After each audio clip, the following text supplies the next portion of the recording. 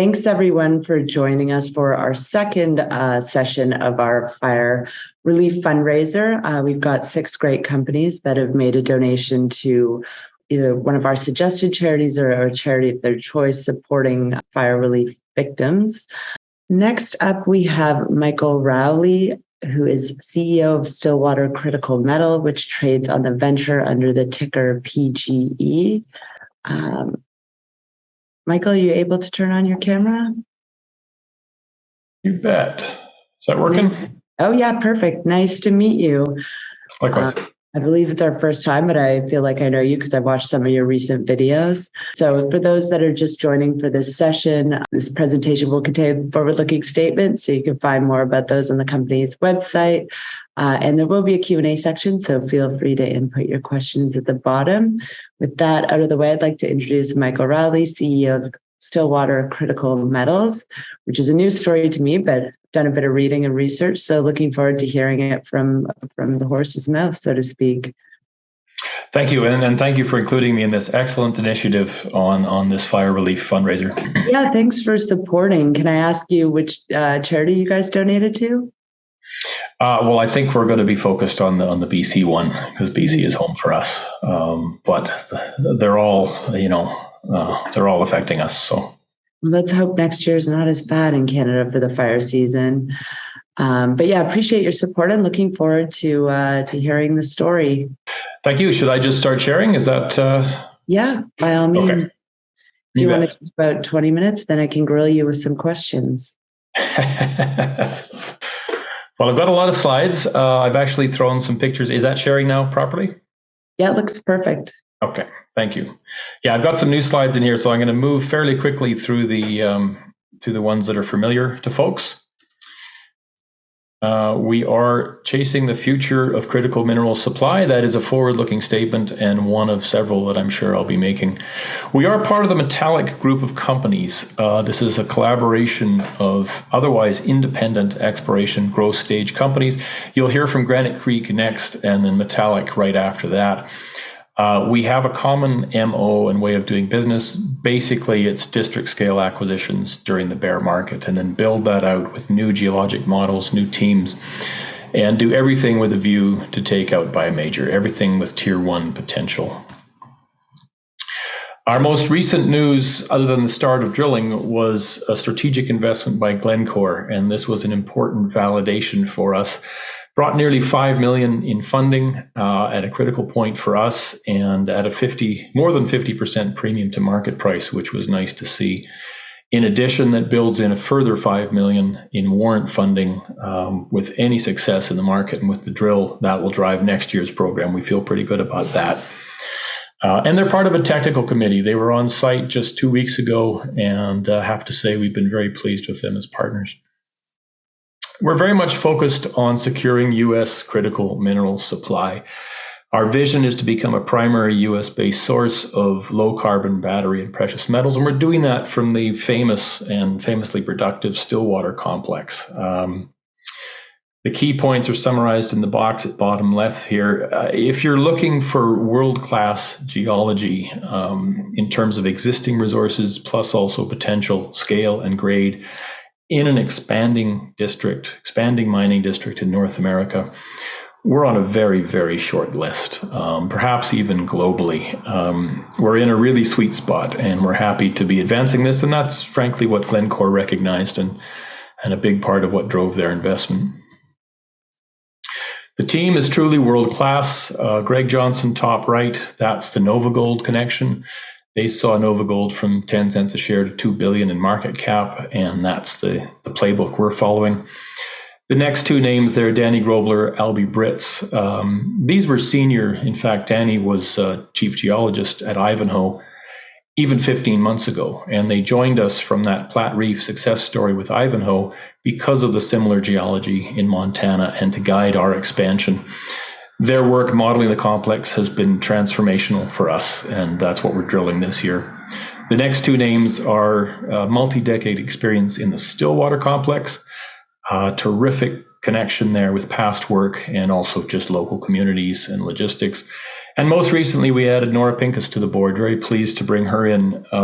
Great legal and financing background, great depth of knowledge there in the mining world.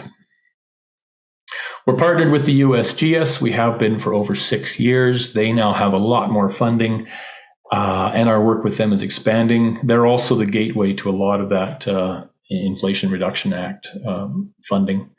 The next two names focus on carbon sequestration. The ARCA work is the more passive reactions that you see other companies with ultramafic rocks doing. And then the Cornell work is the more active style, direct air capture carbon and such. Both are working towards reducing or eliminating carbon footprint and even storing carbon in geologic time in tailings underground. We're partnered with Goldspot and, of course, Glencore and that technical committee. We have 3 district-scale projects reflecting the fact that we've been active since the bear market, and very much the focus on Stillwater. That's where the resources are. That's the active mining district, and that's the prime driver for Glencore's investment. In Ontario, we have the Drayton Black Lake project, high-grade gold, and that's being advanced by our partner, Heritage Mining, who's completing an earn-in there. That gives us good exposure to the gold space. In the Yukon, we have the Kluane PGE nickel-copper project, joins Nickel Creek Platinum, earlier stage, and we do have some ideas there that we're advancing. In addition, we have another critical minerals project in Alaska and a back-in right on a past-producing high-grade BC mine as well. We have 100% ownership on all projects because we've been doing this for a while. Sure, you're all familiar with the Lassonde curve. I won't spend too much time on it. We put ourselves about there in the resource growth stage. A lot of room to move up as we further expand these South African mine models that we're bringing to Stillwater, the current drill program. And then, of course, this whole curve is expanding and compressing with market sentiment. It's currently quite compressed, especially for juniors. We see that expanding, and as they say, a rising tide floats all boats. We've got a lot of room to move up here on that resource growth curve, and that's the driver for the current drill program. We're focused on domestic supply of critical minerals, and this is important for a number of reasons. Deglobalization, climate concerns, and the move to electrification are driving the needs for a long list of commodities. Environmental and humanitarian concerns are real, and then, of course, you've got the national security concerns. The fact that the U.S. is a net importer of literally dozens that have been listed as critical. In our view, it's better to mine responsibly in the first world and to first world standards, and that's why we're pursuing Stillwater in the Stillwater complex with active mines right next door. There's our January 2023 resource update. This was done with a remarkably small drill program to increase over the October 2021 debut resource. We're up over 62%, and that speaks to the sheer amount of metal and size of the Stillwater complex, how easy it is for us to add ounces and pounds with relatively small programs. In the base case scenario, 1.64 billion pounds, 3.8 million ounces at a cutoff of 0.2% nickel equivalent. That's the 250 million ton figure at a 0.39% nickel equivalent grade. The high grade scenario at the bottom box there is the one that seems to have really grabbed the market fancy. 12 million tons at 1.05% nickel equivalent at a 0.7% nickel equivalent cutoff.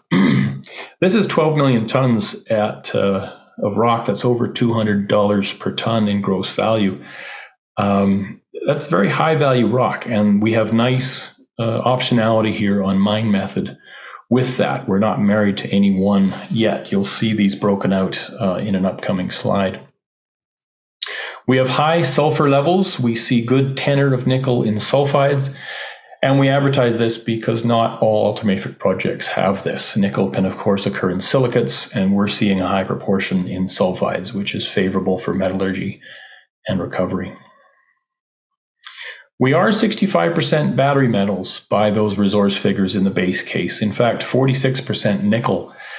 And this is something that I don't know the market gets yet. It's something we're trying to relate. The district, of course, is known for high-grade palladium platinum, but our neighbor Sibanye is also running a nickel copper mine. That is a nickel copper sulfide deposit that they're mining. So to broaden the public's understanding of this is one of the things we're focused on. We are primarily a battery metal project with a nice hedge, internally hedged, as we say, in PGEs and gold.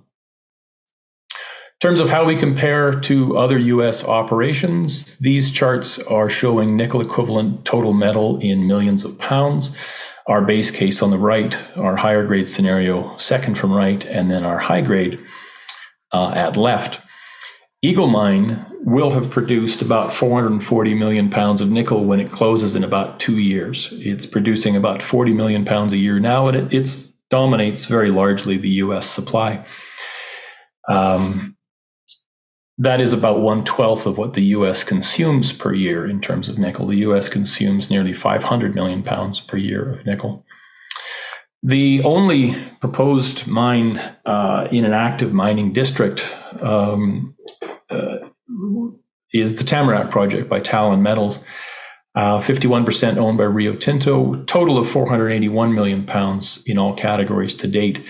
And it's worth noting that that inferred category is right in line with our highest grade scenario. So they are, of course, in Minnesota, and the mill has to be in North Dakota for that reason. We're in an active mining district in Montana, and we're very pleased with that. Our base case scenario is more metal than the two of these put together, and as I hope to relate in coming slides, we've got room to expand on that from where we are. Montana has a long history of resource production, starting with the gold rush, as in many states.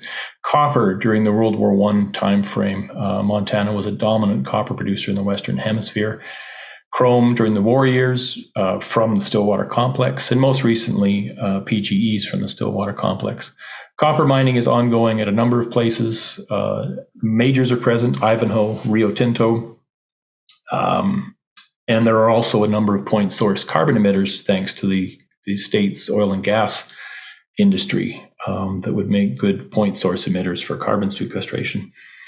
We share the Stillwater igneous complex down in the bottom south of the state with Sibanye Stillwater. The next couple of slides will zoom in there. Long history of mineral production, high-grade nickel and copper from our claims, actually, in the 1880s, and that moves to high-grade chrome production on the site of the current Stillwater mill. Subsidized by the U.S. government, and that's a key point here, is there's a history of the U.S. government subsidizing mineral production from the complex. Starting in 86, you've got the production of high-grade palladium and platinum, and then our resources debut in 2021, and the expansion in 2023. Sibanye is currently producing. They've produced over 15 million ounces to date, along with unreported amounts of nickel and copper, it's worth noting. Key point here is that we're proposing a different mine model. They're mining from a 1.8 meter wide deposit. We're proposing a bigger deposit model and with a lot more battery metals.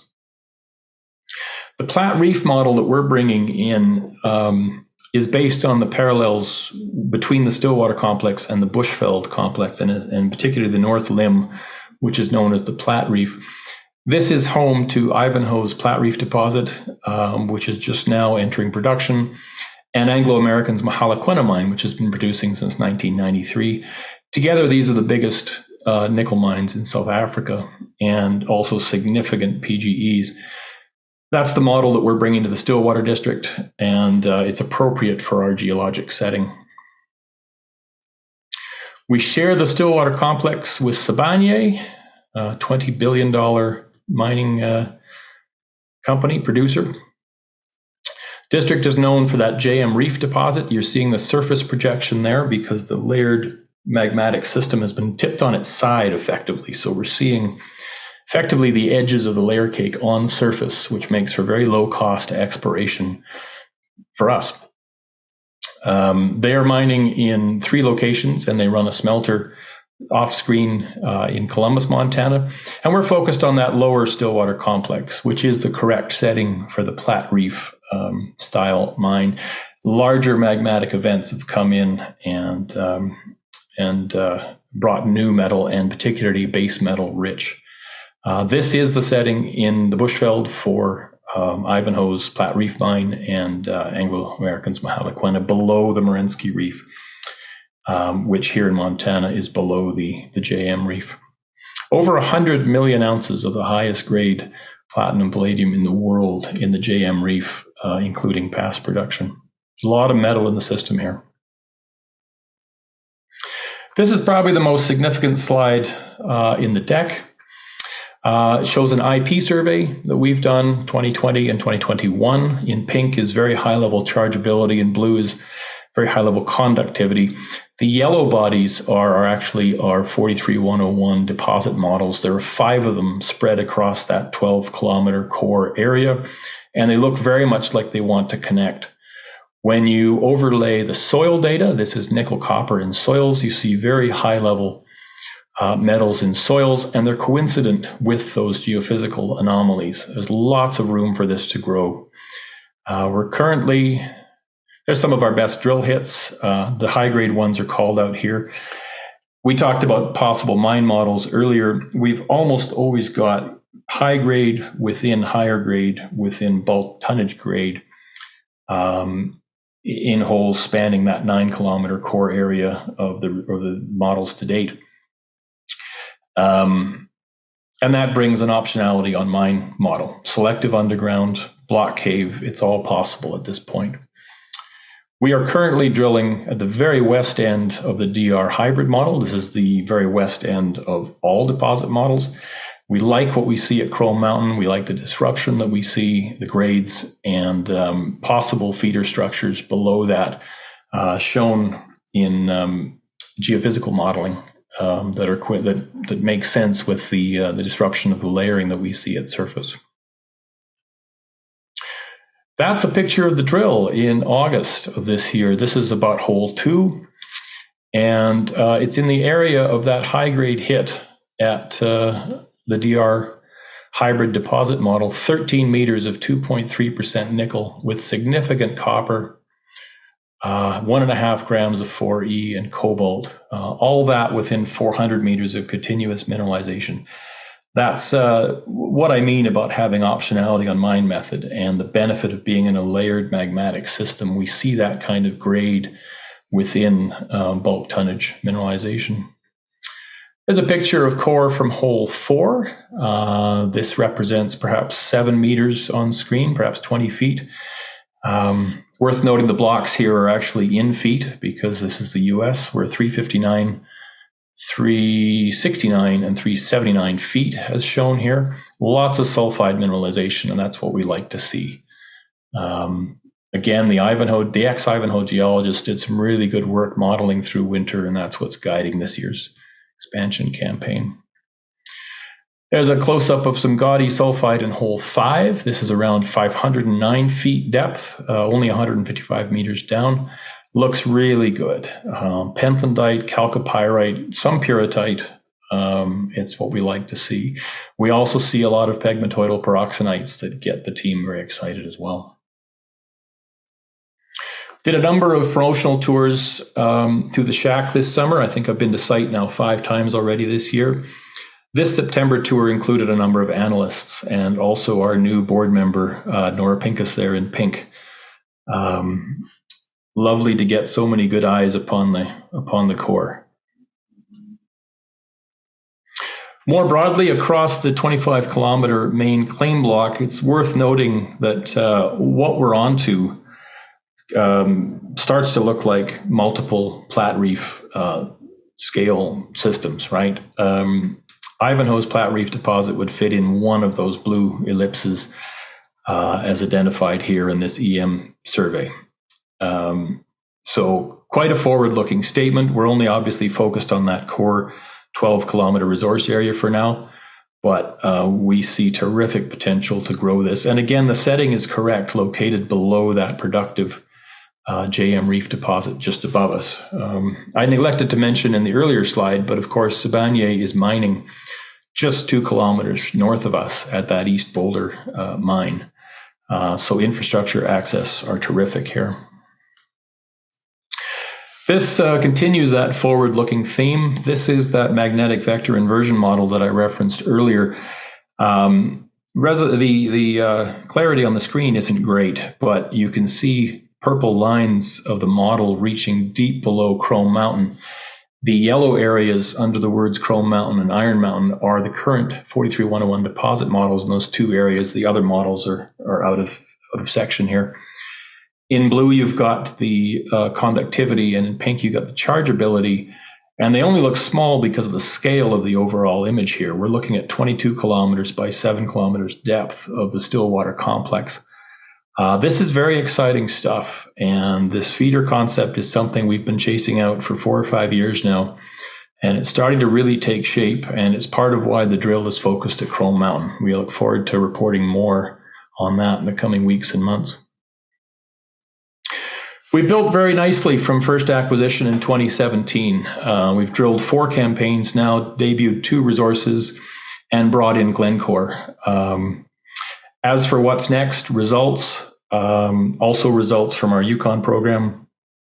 Heritage Mining is currently drilling the gold asset in Ontario, and we're working on a number of other initiatives as well. Our share price has followed the market in general and the GDX. Actually, in terms of this slide here, as you can see, it's following the industrial minerals ETF as well. I think the bottom is in. I've been buying, people close to us have been buying, and frankly, I think that's the approach to the current market, is to accumulate on companies that you like. We're all greatly reduced in value, and that creates great opportunity for companies like us that are funded and drilling and doing good work with good partners. Currently have 6 million cash equivalents in the bank. We're looking to warrants at 25 cents, 30 cents, and 37.5 cents over the next year to bring in over $13 million in funding. And with that, we can do expanded programs. I think that's a good wrap on the presentation, and I'll invite Deborah to bring on any questions. Sounds good. Thank you. Oh, I see we've got a couple audience questions, so I think I'll give them priority. So what do you think SWCM will be sorry, I'm struggling with this. Oh, why do you think SWCM will be one of the 3,000 junior explorers that will eventually be bought out and go into production when the vast majority of the juniors never make it? I guess, why are you going to be successful, Michael? Well, look at the project, look at the district, look at the partners, look at the team. When you're correct that a great many juniors never make it, but they're far on the left side of that Lassonde curve for starters.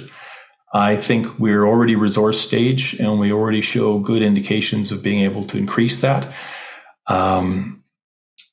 That aside, this is a team that's historically done well, including some of the biggest names in the industry, frankly, in terms of companies worked for.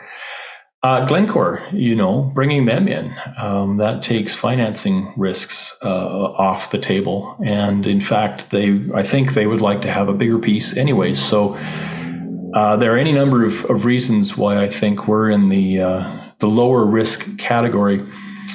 Of course, the U.S. government initiatives for critical minerals can't be overlooked here. And the fact that we're in a district that's been producing critical minerals since before they were critical.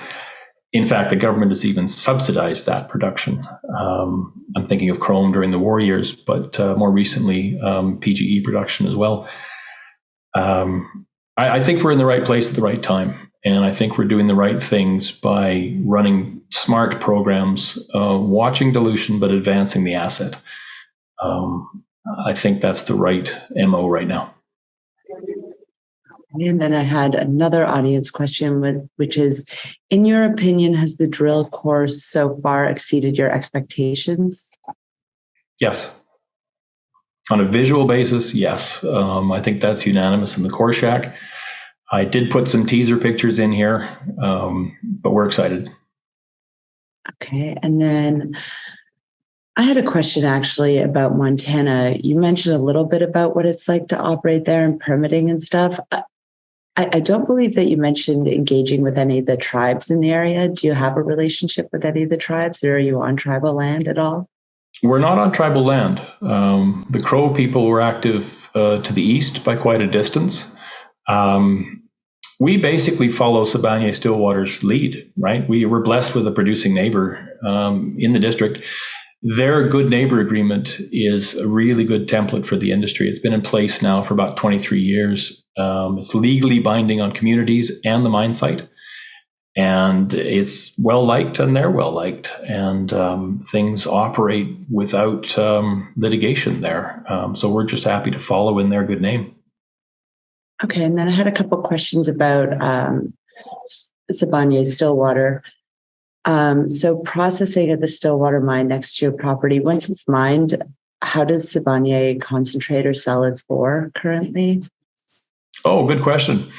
Yeah, they're mining a copper nickel sulfide reef, smaller quantities than we would be mining, but yes, they operate conventional sulfide flotation mills, two of them, one at the East Boulder, one at the Stillwater. And they ship that concentrate to Columbus, Montana, where they have a smelting refining operation, also recycling operation. And they perform significant upgrades on that. I believe the upgraded precious metals product goes to New Jersey from there to be made into precious metals. They do also make a small amount of, they don't really report it, but of nickel sulfate battery precursor right there in Columbus, Montana. It's kind of interesting. Interesting. Then I had another audience question. Is it typical that a company like Glencore takes the 9.9% stake with the expectation that they will buy 100% of the project at some point if the resource meets their needs? Sure.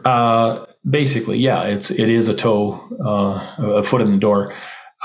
Typically, and I won't speak about Glencore directly because that's somewhat confidential, but we had multiple parties in the data room and in negotiations. Typically, they want much more than 10%, and it's us holding them to the sub 10% equity level. We've had a number of interests in project level deals here, so 51% earn in and then 80% at their discretion. And that's more typical. What we're seeing lately and what should give investors hope for the market and for juniors is increasing number of these sub 10% rounds. You'll hear about Metallic's success with Newcrest on a 9.5% deal. Palladium One did one with Glencore earlier, Canada Nickel with Anglo.